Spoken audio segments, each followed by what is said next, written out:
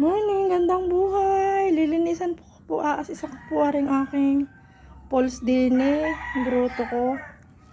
Yan. Exercise din po. Yan, nalinis na po natin ang ating pulse. Yan. Nakaka-relax po naman din yung pagmasdan at mamahinga. Yan sa aking Mama Mary.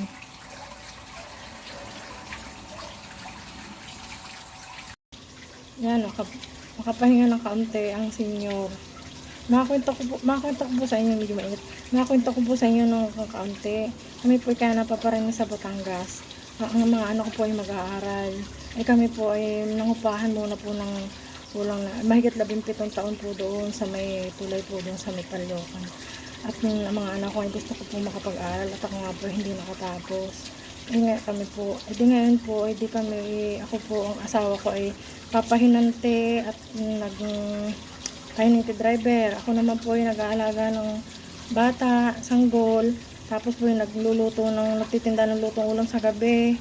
Sa hapon po, pag kinuha na yung bata, nung pong hindi na ako nag-alaga, ay nagtatrabaho po ako sa hardware, sa glassware, nagmamanicure, gayon po.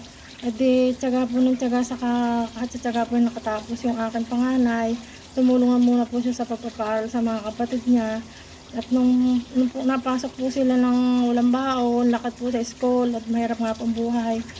Nung po nakatapos na kami inag-adika po sila din ng lupa at nautay-utay po nilang paggawa ng bahay kami. At din po kami po ay nakaraos sa pang-araw-araw namin buhay. Nakaranas po kami din mga anak ko na hindi kumain ng almusal, napasok.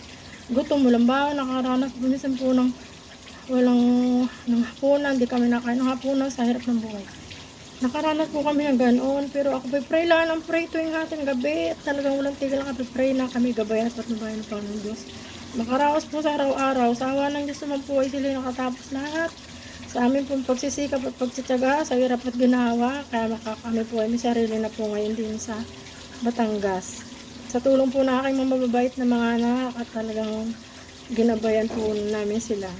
Maraming po salamat sa inyong paggabay sa akin, sa pagsubaybay. Maraming po salamat. Ingat po kayo palagi. I love you all po.